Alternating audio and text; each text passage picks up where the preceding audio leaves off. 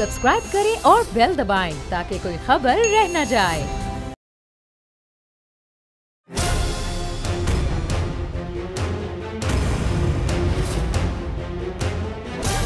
From the Islamabad studios of Bull Network, it's time for Jameel Farooqi on National Debate.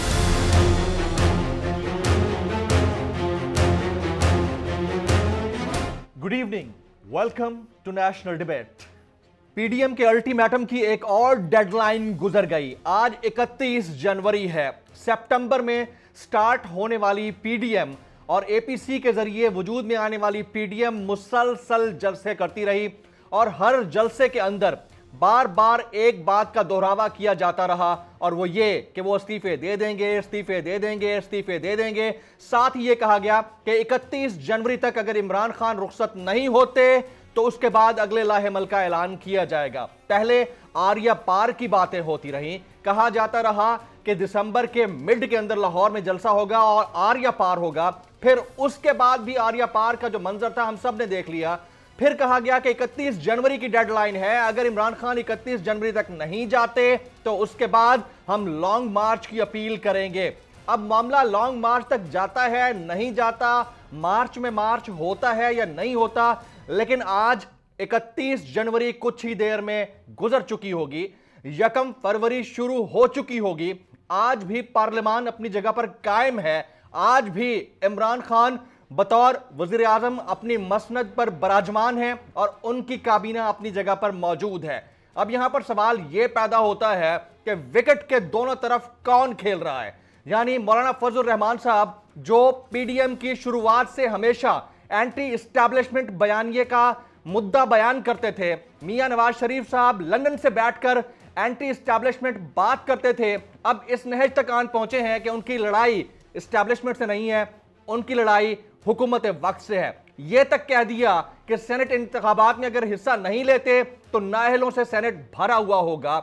वो दावे और वो वादे वईद क्या हुए जिसमें यह कहा जाता रहा कि सेनेट इंतखाबात में हम हिस्सा नहीं लेंगे, हम ज़िमनी इंतखाबात में हिस्सा नहीं लेंगे। एक और अहम बयान और दलील के साथ बयान वो ये कि वज़ीर आज़म पाकिस्तान इमरान खान ने हाल ही में कहा है, उन्होंने कहा है कि सेनेट इंतखाबात ओपन बैलेटिंग के जरिए कराने के लिए हम आईन में तरमीम लाएंगे। यह बहुत बड़ा स्टेटमेंट है। यह स्टेटमेंट इटसेल्फ पाकिस्तान जैसे मुल्क के अंदर होने वाली सियासत को एक्सपोज करके रख देने वाला स्टेटमेंट है। यह स्टेटमेंट कोई उस वक्त देता है जब उसको श्योर हो कि बाकी तमाम जमातें उनके साथ अलाइंड हैं। पाकिस्तान तहरीक इंसाफ कौमी असेंबली में अक्सरियत में नहीं है। पाकिस्तान तहरीक इंसाफ इटसेल्फ इतनी बड़ी तरमीम पास नहीं करवा सकती है जब तक अपोजिशन की जमातें उनके साथ मिली हुई ना हो। तो जब अपोजिशन की जमातें उनके साथ मिली होंगी तब ही ओपन बैलेटिंग के हवाले से तरमीम मुमकिन होगी। तो अब पब्लिक ये फैसला करे कि विकेट के दोनों तरफ कौन खेल रहा है। पीडीएम जो पब्लिक को हमेशा एक ही बात पर राजी करने पर तुली रही है कि वो हुकूमत के खिलाफ है, हुकूमत परफॉर्म नहीं कर रही, हुकूमत का रवैया पब्लिक के साथ ठीक नहीं है, महंगाई बहुत ज्यादा है और जो कुछ हो रहा है उसको एक्सपोज करने के लिए पीडीएम पब्लिक के साथ खड़ी रहेगी। और इस आइन में तरमीम के हवाले से अगर पीडीएम गवर्नमेंट के साथ खड़ी हुई है तो पब्लिक के साथ कौन खड़ा हुआ है। और गवर्नमेंट जो हमेशा से ये कहती चली जा रही है कि वो ट्रैक टू डायलॉग नहीं कर रहा है, बैकडोर डिप्लोमेसी के हक में नहीं है, एनआरओ किसी को नहीं देंगे और बार बार एक ही मंत्रा दोहराया जाता रहा है, तो गवर्नमेंट अगर पीडीएम के साथ खड़ी है तो पब्लिक के साथ कौन खड़ा है। ये वो सवालात हैं जिनका जवाब जानना जरूरी है। आज की नेशनल डिबेट में डिबेट को आगे बढ़ाने से पहले हम बात करेंगे ट्रेंडिंग टुनाइट की। ट्रेंडिंग टुनाइट आज का हमारा हैशटैग है डेडलाइन ओवर। Deadline over. मुझे जमील फारूकी कहते हैं। आप मेरा प्रोग्राम नेशनल डिबेट बोल न्यूज पर मुलाहिजा करते हैं। ऑन द डिबेट टुनाइट आज के हमारे गेस्ट पैनलिस्ट हैं जनाब आबिद शेर अली साहब, सीनियर रहनुमा पाकिस्तान मुस्लिम लीग नवाज, साबिक वफाकी वजीर, और मियां नवाज शरीफ साहब के लंदन में दस्ते रास्त, और मोहम्मद अली दुर्रानी साहब, साबिक वफाकी वजीर बराए इत्तलात और हालिया जनरल सेक्रेटरी पाकिस्तान मुस्लिम लीग फंक्शनल ग्रुप। मैं प्रोग्राम के इस हिस्से में जनाब आबिद शेर अली साहब को खुशामदीद कहता हूं। आबिद शेर अली साहब साबिक वफाकी वजीर और पाकिस्तान मुस्लिम लीग नवाज के सीनियर रहनुमा हैं। आप इस वक्त लंदन में मौजूद हैं और साबिक वज़ीर आज़म मियां नवाज शरीफ साहब के साथ होते हैं। आबिद साहब, आपने वक्त निकाला, आपका बहुत बहुत शुक्रिया। आपसे सवाल मेरा ये रहेगा कि नून लीग पीडीएम का हिस्सा है, नून लीग फ्रंट से लीड करती रही है पीडीएम की तमाम मूवमेंट को। आज 31 जनवरी है, थोड़ी देर बाद 31 जनवरी खत्म हो जाएगी। ये वो अल्टीमेटम डेडलाइन है जो मौलाना फजल रहमान साहब ने बतौर पीडीएम कायद हुकूमत वक्त को दी थी। ऐसा क्या हुआ है कि आप लोगों के बयानात ठंडे पड़ गए हैं? क्या आप लोग मैनेज हो गए हैं या कोई और मामला है? आबिद साहब जी, बहुत शुक्रिया फारूकी साहब। आप कह रहे हैं दावे गुजर गए, डेडलाइन गुजर गई। आज 31 है। हमने जब अपनी मौलाना फजल रहमान साहब की भी आप प्रेस कॉन्फ्रेंस को निकाल लें, मरियम बीबी की भी प्रेस कॉन्फ्रेंस, जितनी भी उन्होंने प्रेस कॉन्फ्रेंसेस की हैं वो भी निकाल लें। उन्होंने कहा था 31 को अगर रिजाइन नहीं करते तो हम मिल बैठेंगे और इसका लाहे अमल तैयार करेंगे। और पीडीएम का सरबराही इजलास ट्यूसडे को है, और ट्यूसडे को जो जैसा कि आप फरमा रहे हैं कि पीडीएम सो गई है जब फलान है, तो पीडीएम ने अपनी जो अपनी गुफ्तगू है, जो उनके सरबराहान ने एक मुंह से एक निकाला हुआ लफ्ज, वो आपकी टेलीविजन स्क्रीन का हिस्सा है। और इंशाल्लाह ये जो सरबराही कॉन्फ्रेंस, हमारा सरबराही इजलास है पीडीएम का, वो मंगल को होगा। वो मंगल को फिर फैसले होंगे और मौलाना फजल रहमान साहब उनको हाईलाइट करेंगे। सर ये वही रहमान साहब हैं जिनके मुतालिक आप लोग अक्सर ये कहते रहते हैं कि वो जो फैसले करेंगे आप उनको सुनेंगे। मंगल को आप लोग इजलास कर रहे हैं, उसमें जो फैसला होगा वो सामने आ जाएगा। लेकिन फैसले से पहले बहुत सारी चीजें होती हैं जो मीडिया की जीनत बन जाती हैं। पाकिस्तान पीपल्स पार्टी इस हवाले से जो कहती रही है उसके ऊपर हम बाद में आएंगे। लेकिन अभी ये फरमा दीजिएगा कि क्या आप लोग वजीर आजम के खिलाफ तहरीके अदम एतमाद के हक में हैं या नहीं हैं? आबिद साहब, आपको पाकिस्तान मुस्लिम लीग नून का पॉइंट ऑफ व्यू बड़ा कैटेगोरिकली इसमें क्लियर है कि हम इस किस्म की किसी के मूव के हक में नहीं है। और हम एक सियासी लोग हैं, सियासी जदोजहद के जरिए हमने मादी में भी अपनी स्ट्रगल करके अपने जमहूरियत को बहाल किया है। तो ये पीडीएम, मैंने आपको कहा है कि जो मुस्लिम लीग नून का जो पॉइंट ऑफ व्यू है वो किसी किस्म की तहरीक अदम एतमाद के हक में नहीं है। लेकिन मैंने आपको कहा है कि ये मुस्लिम लीग नून का फैसला नहीं है, ये पीडीएम का फैसला होगा। और पीडीएम के ये डिस्कशन होगी इस पर पीडीएम के सरबराही इजलास में ट्यूसडे को जी। और उस इजलास के बाद जो भी मैंने आपको कहा है कि पीडीएम का नुक्ता नज़र होगा, मुस्लिम लीग नून का मुख्तलिफ है, पीपल्स पार्टी का मुख्तलिफ है, लेकिन उस मुस्लिम लीग नून अपना नुक्ता नज़र रखेगी और फिर वो पीडीएम के अंदर जो फैसला होगा, मैं ऑन रिकॉर्ड कह रहा हूँ और मैंने आपको नुक्ता नज़र अपना बता दिया है कि हम किसी किस्म की तहरीक अदम एतमाद के हक में नहीं हैं। लेकिन बहरहाल ये दूसरी पार्टीज का मौक़िफ़ है, उस मौक़िफ़ को पीडीएम के इजलास, सरबराही इजलास में रखा जाएगा। आबिद शेरली साहब किसी के अदम एतमाद के हक में नहीं है, लेकिन पाकिस्तान पीपल्स पार्टी तो है, तो फिर क्या आप पाकिस्तान पीपल्स पार्टी को फॉलो करेंगे या आपका अपना नैरेटिव रहेगा? आबिद साहब उसमें मुतफ़िका तौर पर ये था कि जब तक लॉन्ग मार्च नहीं होता, जब तक रेजिग्नेशन असेंबली से नहीं आ जाते, हम सियासी मैदान को मुखालफिन के लिए ओपन नहीं छोड़ेंगे, अच्छा खुला नहीं छोड़ेंगे। लिहाजा जब तक हम रिजाइन नहीं करते, जब तक हम असेंबलियों का हिस्सा हैं, तो उस वक्त तक हम हर किस्म की सियासी जो गुज़रगाह है, जो सियासी रास्ते हैं, उन कतन बंद ना माजी में किया जी ना भी करेंगे। हम हर किस्म के पॉलिटिकल इवेंट्स के अंदर हिस्सा लेंगे जब तक रिजाइन नहीं आ जाते, जब तक पीडीएम की कोई वाज़े हिकमत अमली नहीं होती। मैंने आपको कहा है कि ये 10 जमातों का मजबूत इत्तेहाद है। सिर्फ पाकिस्तान मुस्लिम लीग नून, JUI, पीपल्स पार्टी और हमारी जो रिस्पेक्टेड पार्टीज हैं, उनके तमाम लोगों का इत्तेहाद है इसमें। मुस्लिम लीग नून इसमें सोलो फ्लाइट नहीं लेती और ना हमने ली है। जब इत्तेहाद है, हम इत्तेहाद को साथ लेकर चलेंगे।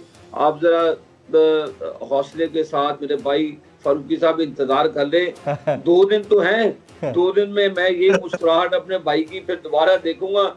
आप ट्यूसडे तक इंतजार करें। मुस्लिम लीग जो पीडीएम का सरबराही इजलास होगा, कल हमारी मुस्लिम लीग नून का भी इजलास है, परसों पीडीएम का भी इजलास है। बार बार तो इजलास का तरह हैं आबिद शेर अली साहब, लेकिन यहाँ पर यह पूछना तो बनता है कि क्या मुस्लिम लीग नून सेनेट इंतखाबात में हिस्सा लेने के हक में है? आप लोग इस हक में हैं कि सेनेट इंतखाबात में हिस्सा लें?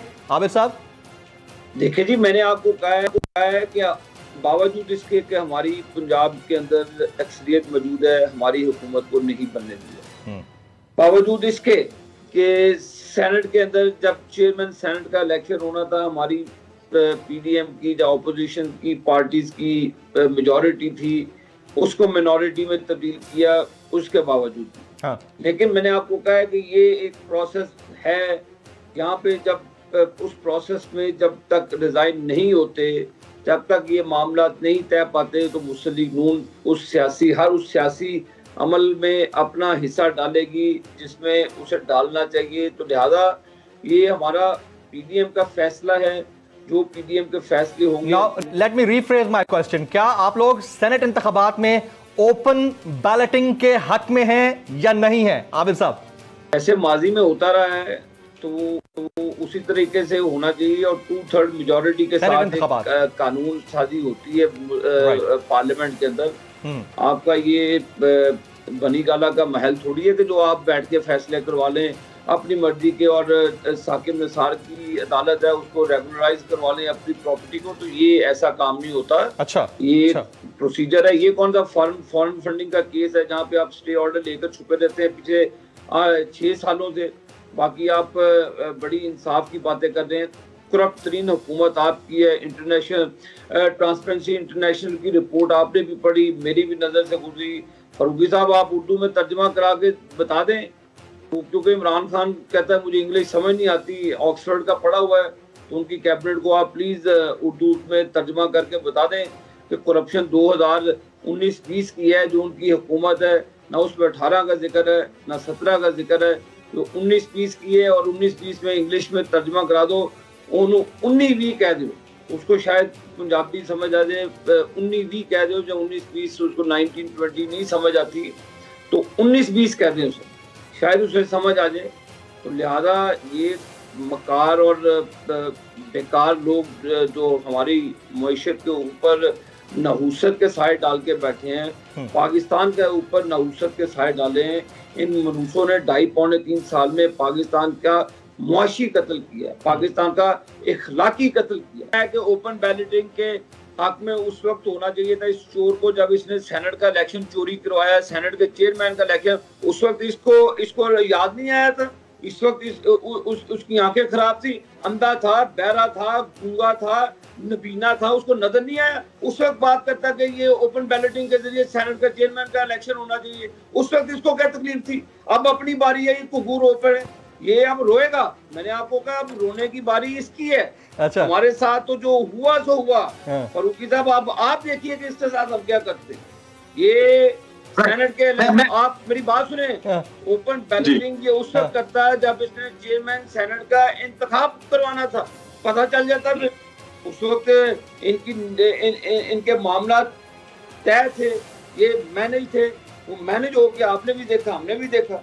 अब इससे मैनेज नहीं हो रहा, तो अब ये कह रहा है कि ओपन बैलेटिंग की तरफ से जाएं। ओपन बैलेटिंग क्यों होगी? आबिद साहब, बड़ी जबरदस्त बातें की आपने, लेकिन मैनेज होते वक्त तो आप लोग भी नहीं देखते कि कब आप मैनेज हो जाते हैं। अब वज़ीर-ए-आज़म पाकिस्तान इमरान खान का बड़ा बयान है, उन्होंने कहा है कि ओपन बैलेटिंग के लिए आइन में तरमीम करनी पड़ी तो वो करेंगे। और आपको पता है कि पाकिस्तान तहरीक इंसाफ अकेले ये कर नहीं सकती, जब तक पीडीएम जमातें उनके साथ मिलकर तरमीम में हिस्सा नहीं लेती वो नहीं कर सकते, वो अक्सरियत में नहीं है। तो आप लोग क्या इस हक में होंगे कि अगर वज़ीर-ए-आज़म आईनी तरमीम के लिए चीजें सामने लाते हैं तो आप लोग साथ देंगे इस आइन में तरमीम के हवाले से ओपन बैलेटिंग के लिए सेनेट इंतखाबात में? आबिद साहब, हम ये गैर आईनी काम नहीं होने देंगे। अच्छा, ये हम इमरान खान को हरगिज़ इस चोर की मनमानियों की वजह से तो हम ये सारे प्रोसेस में हो रहे हैं कि ये वो कहते हैं ना मादर के साथ पता नहीं आप ये बात करते कि बांदर से आत्माचे थे तो पूरे जंगल में आगे लान चले जाता।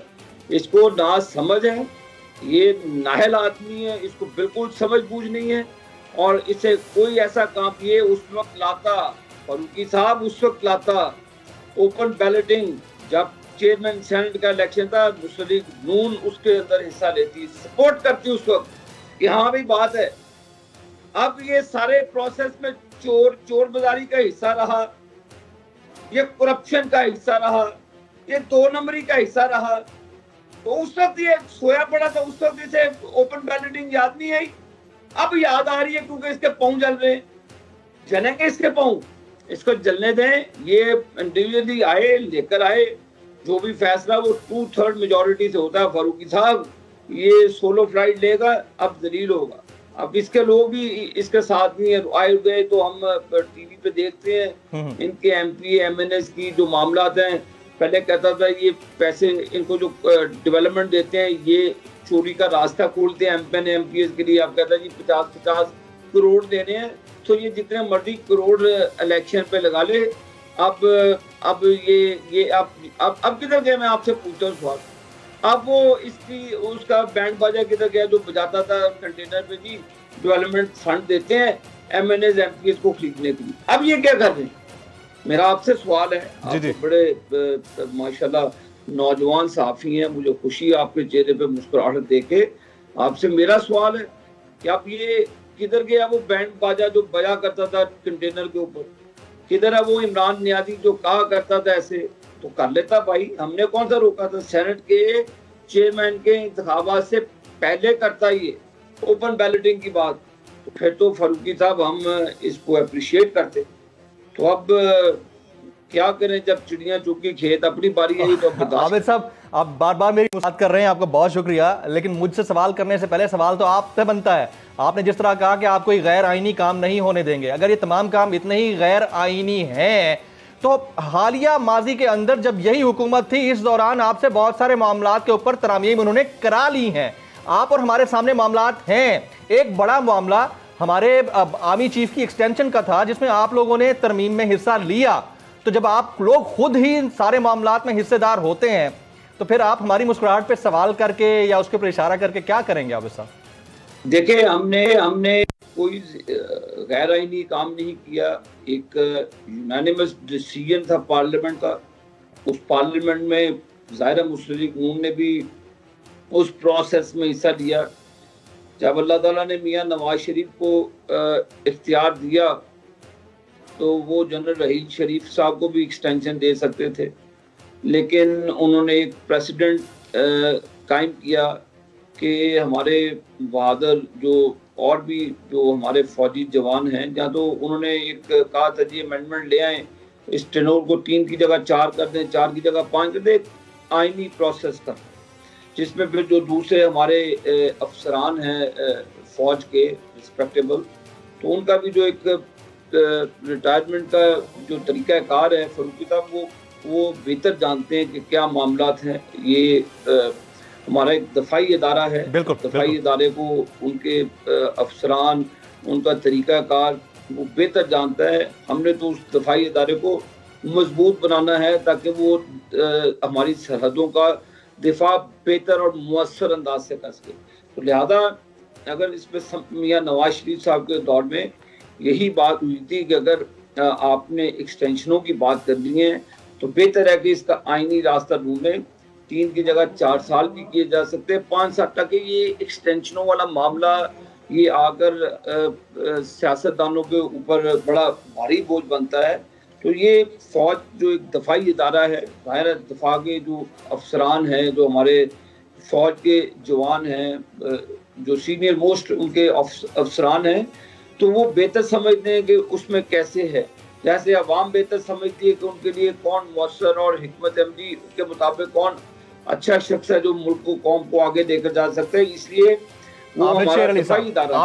तमाम तर बात बड़े हमन तन गोश होकर सुनता रहा हूँ और सुनना बनता था, लेकिन ये तमाम तर बात जब लंदन से साबिक वज़ीर आज़म मियां नवाज शरीफ साहब कर रहे थे गुजरांवाला के जलसे के दौरान, तो उस वक्त भी उन्हें सोचना चाहिए था कि वो किन इदारों के ऊपर हर्ज़सराई कर रहे हैं और पूरी दुनिया उसके ऊपर नाला है। आपका अपना वोट बैंक टूटा है। आपको इस चीज़ का अंदाज़ा लाहौर के जलसे से हो जाना चाहिए कि तख्ते लाहौर के अंदर जब जलसा हुआ तो कितने लोग उसमें शामिल थे, फिर इलेक्शन कमीशन के बाहर जब लोग इकट्ठे हुए तो कितने लोग इकट्ठे हुए।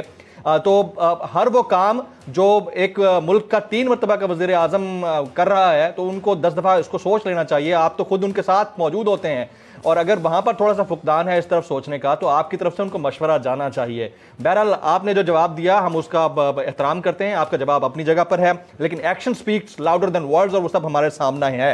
अब हम बात करेंगे ब्रॉडशीट की। ब्रॉडशीट के ऊपर जस्टिस रिटायर्ड अजमत सईद की तकर्री बतौर कमेटी चेयरमैन हम सब के सामने आई है और आप लोगों को उसके ऊपर शदीद तहफ़्फ़ुज़ात हैं। एक तरफ आप लोग अदलिया के इज़्ज़त और एहतराम के दावेदार हैं, दूसरी जानिब एक साबिक जस्टिस के ऊपर आप लोग एतमाद नहीं रखते, तो ये तो इंतहाई अफसोसनाक है। इसके ऊपर आप कैसे कमेंट करेंगे आबिद शेर अली साहब?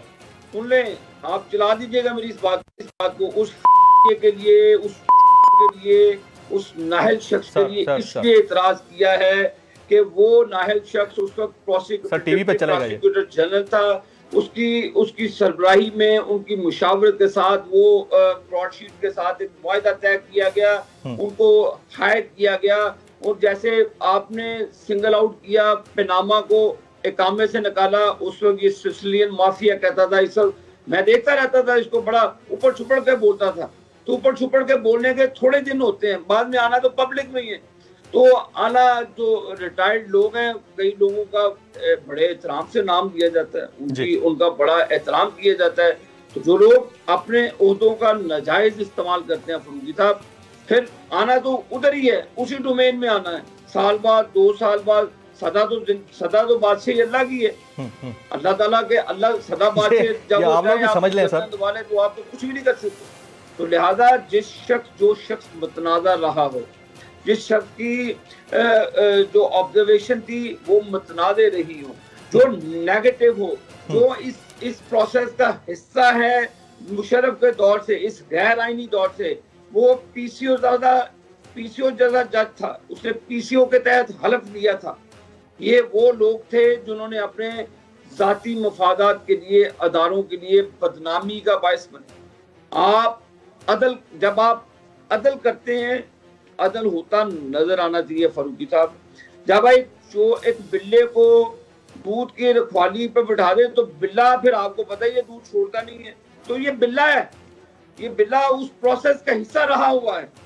इस बिल्ले को कैसे हम वहां पर आके कहें कि जी तुम जिसके हाथों पे मुस्लिम लीग नून की हुकूमत का खून हो, इसने ये कातिल है जमहूरियत के, ये इंसाफ के कातिल हैं ये लोग, जो जिनको अल्लाह ताला ने वक्त और मौका फराहम किया, उस वक्त ये ना सर्व कर सके, ना इन्होंने इंसाफ किया। अब क्या खाक इंसाफ करेगा ये?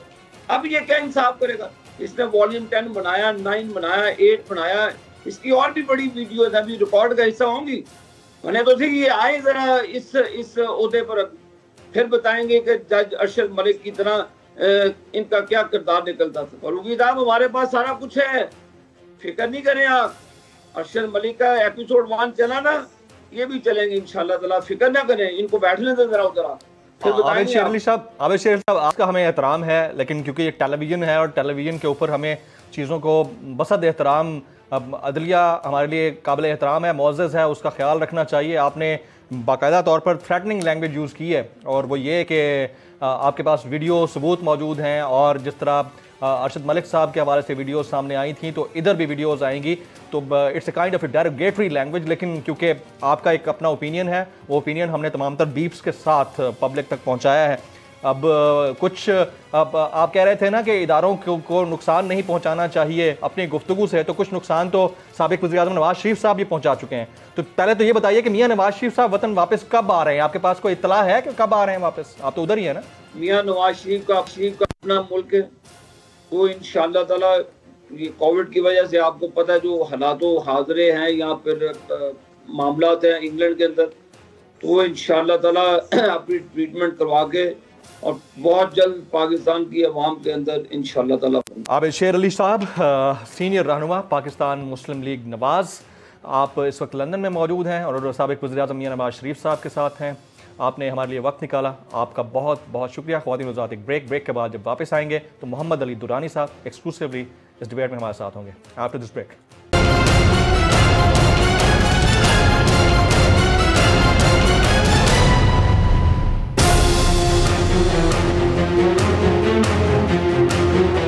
बैक। प्रोग्राम के इस हिस्से में मोहम्मद अली दुर्रानी साहब, इंतहाई मोहतरम जनाब साबिक वफाकी वजीर बराए इत्तलात और हालिया सेक्रेटरी जनरल मुस्लिम लीग फंक्शनल, हमारे साथ 1-on-1 मौजूद हैं। दुर्रानी साहब, बहुत शुक्रिया आपके वक्त के लिए। अपोजिशन, हुकूमत दोनों इनकारी हैं, और दोनों इनकारी हैं कि कोई ट्रैक टू डायलॉग नहीं हो रहा, दोनों इनकारी हैं कि कोई ग्रैंड नेशनल डिबेट या डायलॉग नहीं हो रहा। और ये हमारे उससे सोच से भी ऊपर है ये चीज़ कि कोई डायलॉग नहीं हो रहा लेकिन हालात नॉर्मल हो रहे हैं। तो ये एक तो बताइए कि डायलॉग अगर नहीं हो रहा तो क्यों नहीं हो रहा है तो कहां हो रहा है, और अगर सब कुछ हो भी रहा है और सब मानने से इनकारी हैं तो ऐसा क्यों है दुर्रानी साहब? बिस्मिल्लाहिर्रहमानिर्रहीम। फारूक साहब, देखिए, बात यह है कि मैंने तो शुरू में ही कहा था कि मुझे आमों से गरज है, पेड़ गिरने से नहीं है। ठीक है ना जी। और जब कोई इनकार करता है कि डायलॉग नहीं हो रहा या डायलॉग के लिए टर्म्स एंड कंडीशंस रखता है तो वो भी एक किस्म का डायलॉग ही होता है। इस वक्त आप देखें, इस्तीफों का मामला फिलहाल पसे पुश चला गया है। मैंने 3 बातें की थी कि इस्तीफे से पहले डायलॉग होना चाहिए, इस्तीफे नहीं होने चाहिए। दूसरा, मैंने कहा था बैक टू पार्लियामेंट को फंक्शनल होना चाहिए। अपोजिशन को भी कहा था कि इससे अच्छा कोई मोर्चा नहीं है आपके लिए, हुकूमत को भी कहा था कि इससे अच्छा कोई मैदान नहीं है आपके लिए। और तीसरी बात जो मैंने कही थी वो यही थी कि एक ऐसा एजेंडा सेट होना चाहिए जिसके ऊपर ये नतीजा खेज ये सब अमल जो है किसी तरफ जा सके। तो आज की आपने मौलाना की फजलुर रहमान साहब की स्टेटमेंट भी पढ़ी होगी, बाकी अपोजिशन का भी रवैया आप देख रहे हैं, हुकूमत का भी रवैया देख रहे हैं, बातचीत के भी एंगल्स देख रहे हैं। तो मुझे इस चीज़ से कोई गरज नहीं। आपने देखा, आज आपने हुक्म दिया, मैं हाजिर हो गया, वरना मैं ना कोई प्रेस कॉन्फ्रेंस करता हूँ, ना मैं कोई। आपका बड़ापन है सर, आपकी मुझे मोहब्बत शौक है कि कोई तस्लीम आपका बड़ापन है, आप वक्त निकाल लेते हैं हमारे लिए, तो और फिर इसी हिसाब से आपसे सवालात भी बनते होते हैं। आज 31 जनवरी है, आज डेडलाइन का आखिरी दिन है जो मौलाना फजलुर रहमान समेत पीडीएम ने दी थी, और डेडलाइन थी कि इमरान खान साहब हुकूमत छोड़ दें वरना हमने ये कर देना है, हमने वो कर देना है। अब आर या पार से बात शुरू हुई और फिर इलेक्शन ना लड़ा तो सेनेट नाअहलों से भर जाएगा तक बात आ पहुंची है। तो इस बात को इस लेवल तक डिफ्यूज करने में कुछ ना कुछ क्रेडिट तो आपका है। तो फिर ये बताइए कि फिर ये ट्रैक टू डायलॉग हो रहे हैं तो कहां हो रहे हैं सर? देखिए, ट्रैक टू डायलॉग को जब मैं अपने सियासतदान जितने भी हैं इस वक्त, वो उनको ऐसे ही जानता हूँ जैसे मैं अपने हाथ की हथेली को जानता हूँ। मैं उनके रवैयों को जानता हूँ, मैं उनकी जहनी कैफियत को जानता हूँ, मैं उनकी कमज़ोरियों को जानता हूँ, मैं उनकी स्ट्रेंथ्स को जानता हूँ। इन सब चीज़ों को देखते हुए मैंने ट्रैक टू जो डायलॉग का कॉन्सेप्ट दिया था, उसका मतलब यही था कि इन्होंने सब कुछ करना भी पड़ेगा इंशाअल्लाह, मुल्क की बेहतरी और आवाम की दबाव और सोचने वालों के प्रेशर में, लेकिन मानना शायद फिर भी ना पड़े इनको, या मान ना सकें या इतनी जुर्रत का इजहार ना कर सकें कि मान लें। ऐसी सिचुएशन में कोई ऐसा रास्ता होना चाहिए जिसमें कि बातचीत जारी भी रहे और उसके नताइज भी आते रहें और मुल्क में टकराफियत जो है वो भी डिफ्यूज़ होती रहे, मुल्क में जमहूरियत भी चलती रहे और मुल्क के अंदर एक ऐसा अमल शुरू हो जाए जो कि किसी टकराव की वजह से टोटल कलैप्स। तो दुर्रानी साहब, ये बैकडोर ट्रैक टू डायलॉग हो रहे हैं, ये जो ग्रैंड नेशनल डायलॉग का नाम आपने दिया था, ट्रैक टू एक नई टर्म आपने इंट्रोड्यूस कराई डायलॉग की, ये बैकडोर हो रहे हैं, पसे पर्दा हो रहे हैं। मैं फिर पूछूंगा कि अगर हो रहे हैं तो कहां हो रहे हैं, कुछ तो बताएं। देखिए, कभी कोई रिपोर्ट होता है किसी होटल में हो गए, कभी रिपोर्ट होता है किसी क्लब में हो गए, कभी रिपोर्ट होता है किसी के टेलीफोन पे हो गए, कभी रिपोर्ट होता है कहीं हो गए, कभी हम जाके किसी से मिल लेते हैं, कभी किसी का नुमाइंदा आके हमें मिल लेता है, कभी हमको अच्छी बात कर देते हैं। बात इतनी सी है जनाब कि ये डायलॉग जो है ये अपने नताइज से वो इस्लामाबाद क्लब के अंदर जो मोहम्मद जुबैर साहब की आमलेट लेते हुए जो मुलाकात हुई थी, वो भी इसी ट्रैक टू डायलॉग डिप्लोमेसी का हिस्सा था सर। अच्छी बात है ना जी, कि मतलब कोई ना कोई मिल लिया, कोई गपशप लग गई कुछ। अब आज मौलाना का जो बयान आया, उन्होंने कहा जी हमारी जो है वो हम हुकूमत के ख़िलाफ़ हैं, इस्टेब्लिशमेंट के ख़िलाफ़ नहीं। मतलब ये है कि एक माहौल बन गया था मुल्क के अंदर कि एक ही अपोजिशन जो थी वो खेल क्रिकेट रही थी और बॉल वो मार रही थी उसको, रेफरी को या जो अंपायर को। हाँ जी। तो मैंने ये बात कही थी, मैंने कहा भाई अंपायर को तो आप जख्मी भी कर देंगे, फिर भी आप प्लेयर तो आउट नहीं होगा। अगर आपने प्लेयर से आपकी लड़ाई है तो फिर प्लेयर को बॉलिंग कराएं। हाँ। तो अब ये हुआ है कि मुल्क के अंदर बिला वजह जो एक बढ़ती हुई टेंशन थी और मुल्क के उन इदारों को हिट किया जा रहा था जिनको हिट करने का कोई फायदा नहीं है। आप किसी पे कोई एक्विजिशन तो कर सकते हैं, किसी से गिला भी कर दुरानी साहब, तो क्या फिर मौलाना फजल रहमान साहब ने आपको यकीन दहानी करवा दी है कि अब बॉल अंपायर के सर पर नहीं मारी जाएगी, अब डायरेक्ट खिलाड़ी से मुकाबला होगा? ये यकीन दहानी हो चुकी है? अब तो अखबार में, आज तो अखबार में लगी हुई है। मेरी यकीन दहानी तो कोई हैसियत नहीं। अखबार में तो खबरें अपेरेंट होती हैं। आपसे तो हम वो पूछ रहे हैं जो बैकडोर पे हो रहा है ना, आपसे तो हम वो पूछेंगे सर। नहीं, वो मैं ये कह रहा हूं कि बास चीजें बैक डोर से निकलती हुई फ्रंट डोर पे भी आ गई हैं। ये वो चीज है जो फ्रंट डोर पे आ गई है। इस्तीफे ना होना फ्रंट डोर पे आ गया। पार्लियामेंट का दोबारा फंक्शनल होना फ्रंट डोर पे आ गया। पार्लियामेंट के अंदर हुकूमत जो है वो अमेंडमेंट लाना चाह रही है और अमेंडमेंट में हुकूमत से ताउन चाह रही है। और किसे डायलॉग कहते हैं यार, मुझे समझ नहीं है असल में। तो ये दोनों मान क्यों नहीं रहे? दुरानी साहब मैं बार बार आप माजरत, मैं कथा कलामी की बहुत माजरत चाहूंगा, लेकिन क्योंकि इंटरैक्टिव रहता है सेशन और आप दूर बैठे हैं, DSNG का डिले भी है, लेकिन इसके बावजूद पूछना मेरा राइट है। ये मान क्यों नहीं रहे दोनों कि हम लोग कोई डायलॉग नहीं कर रहे? ये क्या है? ये अपेरेंट सियासत है? ये थर्ड वर्ल्ड कंट्रीज की बदतरीन सियासत की अलामत है? या फिर इतना दिलगुर्दा जिगरा होना चाहिए कि आप माने कि हाँ हम अब एक पेज पे जाने जा रहे हैं?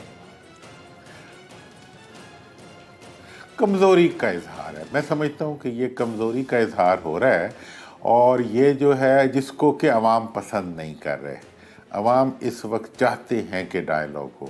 असल में हम अपने बाज़ औक़ात ऐसे भी होता है फर्ग साहब कि इंसान अपने अलूयंस में ज़िंदा होता है, वो अपने ख्यालों में ज़िंदा होता है और उसके रवैये जो होते हैं वो उसके ख्यालों को रिफ्लेक्ट, उसके अल्फाज उसके ख्यालात को रिफ्लेक्ट कर रहे होते हैं, उसके रवैयों को रिफ्लेक्ट नहीं कर रहे होते, उसकी ख्वाहिशात को रिफ्लेक्ट कर रहे होते हैं, उसके रवैयों को रिफ्लेक्ट नहीं कर रहे होते। अब मैं आजकल ज़रा सॉफ्ट लफ्ज़ इस्तेमाल करता हूँ, इसलिए उसकी आप मुझे इजाज़त देंगे।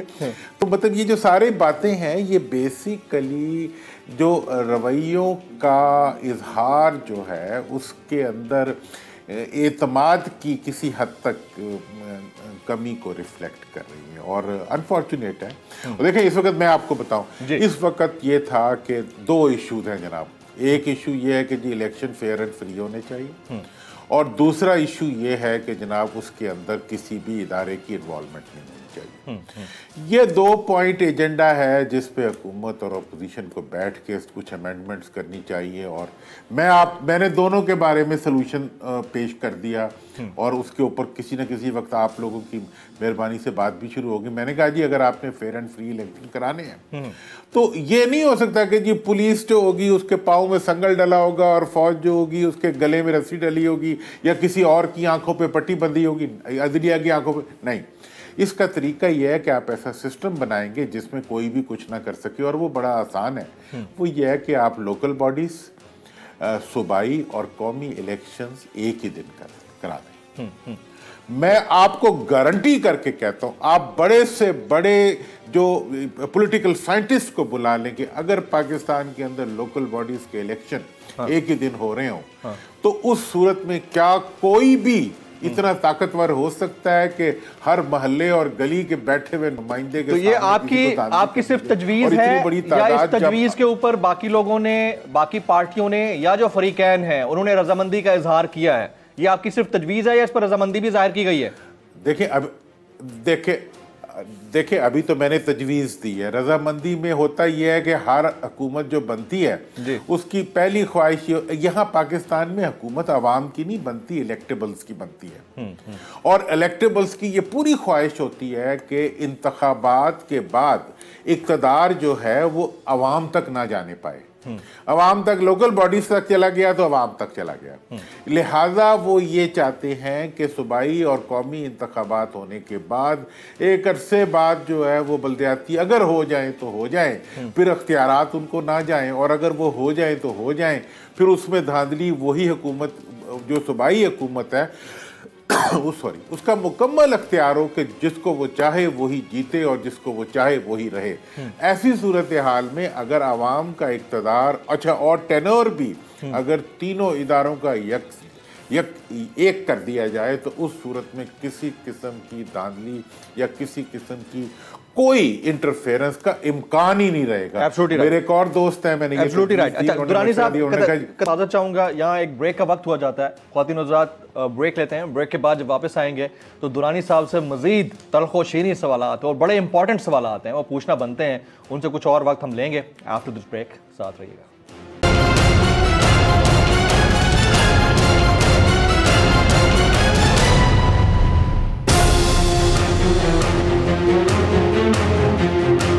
Welcome back. जनाब मोहम्मद अली दुर्रानी साहब आज एक्सक्लूसिवली इस 1-on-1 नशिस्त में हमारे साथ मौजूद हैं। दुर्रानी साहब बहुत शुक्रिया आपके वक्त के लिए। ब्रेक से पहले आपसे तज़किरा हो रहा था तजावीज़ के हवाले से, तो सबसे पहले तो ये बताइए कि आपने कहा कि तजावीज़ आपने दी है, आपने ये तजावीज़ किसको दी है, इलाबरेट कर दीजिएगा प्लीज।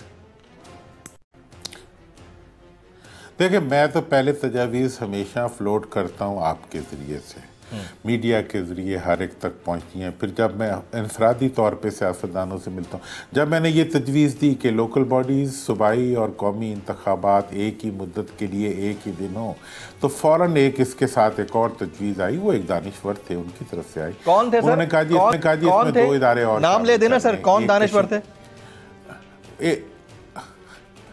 मैं अभी बताता हूँ। तो उन्होंने कहा जी कि इसके अंदर आप जो है वो कश्मीर और गिलगित बल्तिस्तान को भी शामिल कर लें कि ये एक रिवायत बन चुकी है जी, जिसकी पंजाब में हुकूमत होगी उसी की कश्मीर में हुकूमत होगी। मतलब उधर इंसान नहीं रहते, उधर वोटर नहीं रहते, उधर इस्लामाबाद में जीतने वालों के गुलाम रहते हैं। तो उन्होंने कहा, सोलंकी साहब ने ये बात मुझे कही, उन्होंने कहा जी ये आप करें और इसको भी शामिल कर लें। तो मैं ये समझता हूँ कि इसमें कोई बुरी तजवीज़ नहीं है, ये एक बेहतरीन तजवीज़ है, इसके ज़रिए आप निज़ाम को स्ट्रीमलाइन कर सकते हैं। और दूसरी तजवीज़ जो मेरी थी वो ये थी कि भाई अदलिया ने अपनी अपॉइंटमेंट्स और अपनी टॉप प्लेसमेंट्स के निज़ाम को एक उसमें डाल दिया जिसमें पॉलिटिकल इंटरफेरेंस कम होगी। बैन ही फौज के अंदर भी जो अपॉइंटमेंट्स होती हैं, तरक्कियां, प्रमोशन, उसमें एंट्रेंस, उसके ऊपर कहीं कोई एतराज़ नहीं होता।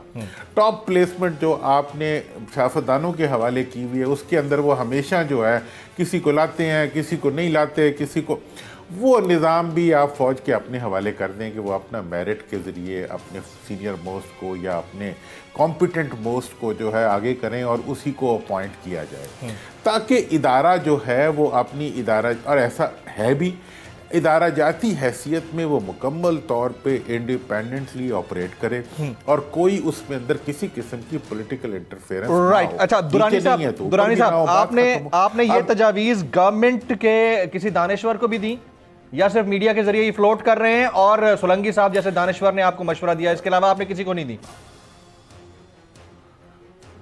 देखिए, मैंने सारों को दी है। मैं गवर्नमेंट में किसको दी है सर?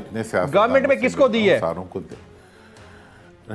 वो असल में वो ट्रैक 2 का फिर वो खत्म हो जाएगा ना। नहीं सर, आप खत्म ना करें ना, हम तो आपका साथ देने के लिए तैयार बैठे हैं, बल्कि ये तो फ्लोट हो जाएंगी चीजें। आप बताएं कि आपने किसको तजवीज़ दी है गवर्नमेंट में? हाँ, देखें मैंने गवर्नमेंट में जो हमारे दोस्त हैं, अब उनके ऊपर क्यों आप वो तोड़वाते हैं? मैं उसकी रीजन बता रहा हूँ। उसकी रीजन ये है कि प्राइम मिनिस्टर पाकिस्तान इमरान खान का मैंने इंटरव्यू किया, प्राइम मिनिस्टर का मैंने इंटरव्यू किया, मैंने उनसे पूछा, सवाल रखा कि मोहम्मद अली दुरानी साहब ट्रैक 2 डायलॉग की बात करते हैं और मिल रहे हैं लोगों से, तो उन्होंने कहा कि हम क्यों भेजेंगे, हमारी तो कोई कंसेंट नहीं है, हम क्यों उनको किसी के पास भेजेंगे, अगर ये डायलॉग करना चाहते हैं तो उसमें तो एनआरए मांगेंगे, उसके ऊपर तो हमने कभी बात ही नहीं करनी। तो बिल्कुल इनकारी थे इस बात से। मैं आपसे इसलिए वजाहतन पूछ रहा हूं कि आपने गवर्नमेंट में से किसको अपनी तजावीज़? देखिए,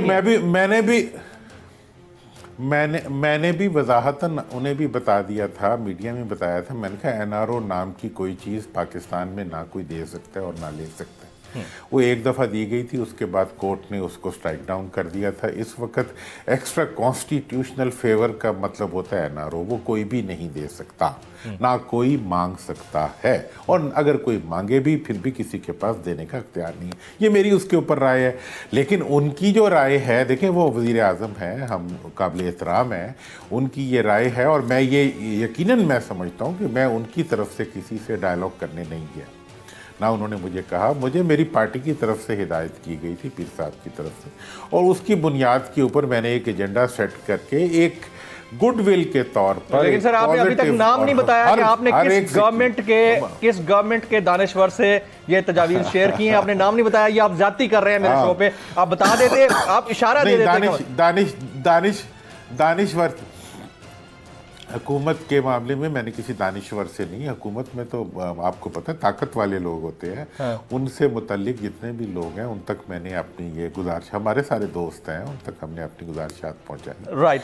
और यकीनन वो जब अभी आपने एक बात कही दुरानी साहब, अभी आपने एक बात कही कि आपको हुकूमत ने नहीं भेजा, और ये बात आप पहले भी हमारे शो पर कर चुके हैं, लेकिन इंतहाई सीनियर सियासतदान मोहतरम जनाब एतजाज़ अहसन साहब बनफ़्से नफीस हमारे शो पर यह कह गए कि दुरानी साहब को तीसरे घर ने यानी खलाई मखलूक ने ये ट्रैक 2 डायलॉग करने का कहा है। आप इस खबर की तस्दीक करेंगे, तरदीद करेंगे दुरानी साहब? देखें, एतजाज़ साहब तुम्हारे भाई भी हैं, दानिश्वर भी हैं, हमारे रहनुमा भी हैं, लेकिन मेरी हमेशा आप पाकिस्तान के तमाम दानिश्वरों से जो सियासत में है, सियासतदान में है, आवाम को कंफ्यूज ना करें। मुझे किसने भेजा है, 30वें घर ने, 25वें घर ने, खला से एग्रीकल्चर तक तमाम महकमे चल गए। सीधी बात करो यार, अगर कहना है ठीक है, इतनी जुर्रत पैदा करें कि आप सच बोल तो बता देना सर, आप भी जुर्रत पैदा करके कह दें कि हाँ भेजा है, इसमें क्या प्रॉब्लम है सर, कह दें। देखें जी, मैंने तो बता दिया, मैंने कहा जी मुझे मेरी पार्टी ने भेजा है। एतजाज़ साहब का ख्याल है कि मुझे इस्टेब्लिशमेंट ने भेजा है, और लोगों का ख्याल है कि जी किसी और ने भेजा है। मैं आपको ये बताऊं कि पाकिस्तान की फंक्शनल, पाकिस्तान मुस्लिम लीग फंक्शनल से लेके, पाकिस्तान की इस्टेब्लिशमेंट से लेके, पाकिस्तान की अदलिया से लेके, पाकिस्तान के ब्यूरोक्रेसी से लेके, पाकिस्तान के तमाम अहम लोग मेरे दोस्त हैं, मेरे जूनियर हैं, मेरे शागिर्द हैं, उन सब से मेरा राब्ता है, और उन सब की यही राय है कि इस वक्त पाकिस्तान में टकराव नहीं होना चाहिए। इस वक्त जमहूरियत को चलाना चाहिए, अकाउंटेबिलिटी ज़रूर होनी चाहिए। मेरी भी यही राय है कि अकाउंटेबिलिटी के अलावा किसी मुल्क के चलने का कोई रास्ता नहीं है, लेकिन अकाउंटेबिलिटी अदलिया का काम है, इंतजामिया का काम। ये बात तो आपने चले वाज़ेह कर दी, क्लियर कर दी, और एतजाज़ अहसन साहब का जो बयान था उसको नेगेट करते हुए ये क्लियरली कह दिया कि आपको आपकी जमात ने भेजा है। ये बड़ी ज़बरदस्त बात है। अब साथ साथ एक सवाल मेरा और भी है कि सेनेट इंतखाबात के हवाले से प्राइम मिनिस्टर पाकिस्तान ये कह चुके हैं कि वो ओपन बैलेटिंग के लिए आइन में तरमीम करना चाहते हैं, और आपको और हमें सबको पता है कि खान साहब के पास यानी पाकिस्तान तहरीक इंसाफ के पास इतनी मेजॉरिटी नहीं है कि वो आइन में तरमीम ला सके। तो आइन में तरमीम के लिए अपोजिशन यानी पीडीएम की जमातों का गवर्नमेंट के साथ एक पेज पर होना जरूरी है। तो आप ये फरमा दीजिए कि ये कौन है जो विकेट के दोनों तरफ खेल रहा है? एक तरफ तो कहते हैं कि हमने गवर्नमेंट से इस्तीफे लेने हैं और हम लॉन्ग मार्च करने जा रहे हैं, दूसरी तरफ आइन में तरमीम के लिए उसी हुकूमत के साथ खड़े होंगे जबकि पहले भी खड़े रहे हैं। तो ये कौन है जो विकेट के दोनों तरफ खेल रहे हैं और आवाम को बेवकूफ बना रहे हैं सर? देखें, अब ये जो हुकूमत और अपोजिशन दोनों ही विकेट के दोनों तरफ खेल रहे हैं, दोनों विकेट के दोनों तरफ खेल रहे हैं। जो अपोजिशन से डायलॉग नहीं, जी जो हुकूमत जो है वो अपोजिशन से डायलॉग नहीं करना चाहती, वो एक आईनी तरमीम करना चाहती है जिसके बारे में उसको पता है कि वो अपोजिशन के बगैर नहीं हो सकती। तो फिर तो बात तो वहीं आ गई ना जनाब। तो बात ये है कि यही डायलॉग था जिसको मैंने कहा था कि पार्लियामेंट में आएंगे तो डायलॉग शुरू हो गया डायलॉग। आप ना माने, आप कहें जी नहीं वो कवा जो है वो सफेद है, तो सफेद तो नहीं हो जाएगा, कवा तो काला ही रहेगा। आप बता चले एक आखिरी सवाल। तो बात ये डायलॉग तो हो रहा है, ये डायलॉग हो रहा है, और आपने अपनी बातों से अपने दलाइल से एस्टैब्लिश कर दिया कि डायलॉग हो रहा है तभी ये सब कुछ हो रहा है, वरना आइन में तरमीम के लिए अपोजिशन गवर्नमेंट दोनों विकेट के दोनों तरफ ना खेल रही होती। डायलॉग हो रहा है तो ये किस फेज तक पहुंच चुका है? दुरानी साहब किस फेज तक पहुंच चुका है? इसको कॉम्प्रिहेंसिवली एक आध जुमले में बता दीजिएगा प्लीज। मेरा ख्याल है कि ये अभी अपने जाती मफादात तक पहुंचा है। अच्छा। इसे कौमी मफादात तक जाना चाहिए। एब्सोल्युटली राइट जनाब। मोहम्मद अली दुरानी साहब, साबिक वफाकी वजीर बराए इत्तलात और सेक्रेटरी जनरल मुस्लिम लीग फंक्शनल, आप हमारे साथ मौजूद रहे। आपने 3-4 बड़ी बातों को बिल्कुल कंक्लूसिवली डिसाइसिवली बता दिया है। एक तो ये कि उन्हें उनकी पार्टी ने भेजा है, और जो तासुर इस वक्त पब्लिक में जन्म लिए हुए था और जो एतजाज़ हसन साहब ने गुज़श्ता दिनों तज़किरा किया उसको ख़त्म किया कि किसी तीसरी कुव्वत का या तीसरे घर का हाथ नहीं है। एक तो बात उन्होंने की, दूसरा कहा कि गवर्नमेंट अपोजिशन दोनों विकेट के दोनों तरफ खेल रहे हैं और अपने ज़ाती मफादात के लिए खेल रहे हैं। और तीसरी इंपॉर्टेंट बात उन्होंने ये की है कि ट्रैक टू डायलॉग अगर ना हो रहा होता तो मौलाना फजल रहमान साहिब और मरियम नवाज साहिबा के गुफ्तगू में जो लचक आई है वो लचक ना आई होती और ये ज़ाती मफादात से निकलकर अब कौमी मफादात की जानिब जाना चाहिए। आज का प्रोग्राम बड़ा ही कंक्लूसिव रहा है। प्रोग्राम से जमील फारूकी को इजाज़त दीजिएगा।